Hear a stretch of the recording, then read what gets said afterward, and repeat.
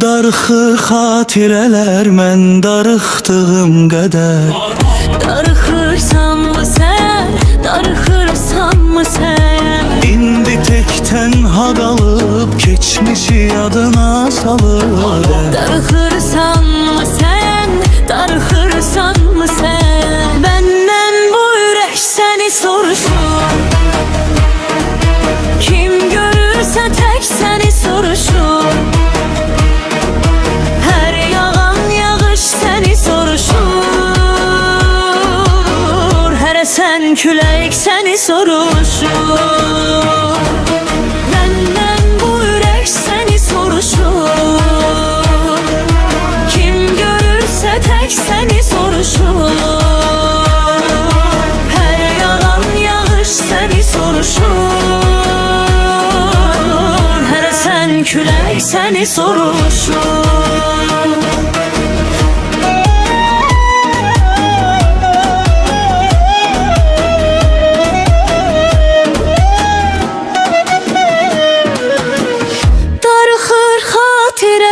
Mən darıxdığım qədər.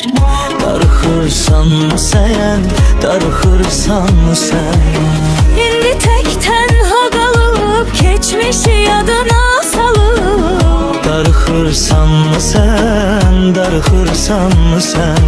Kaş bir də səni görə bilsəm, əvvəlki kimi sevə bilsəm. Əllərini tutub qucaqlayıb sənə səni sevirəm deyə bilsəm.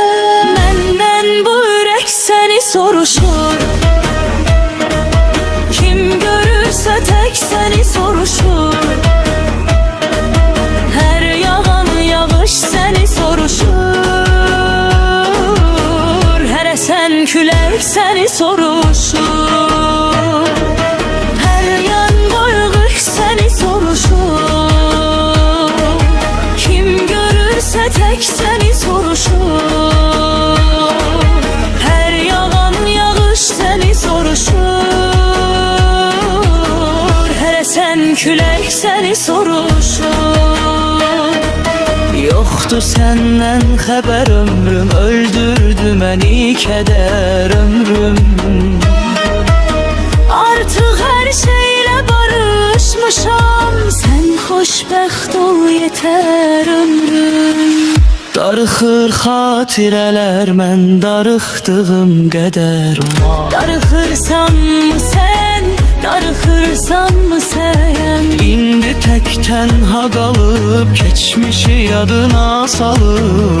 Darıxırsanmı sən, darıxırsanmı sən?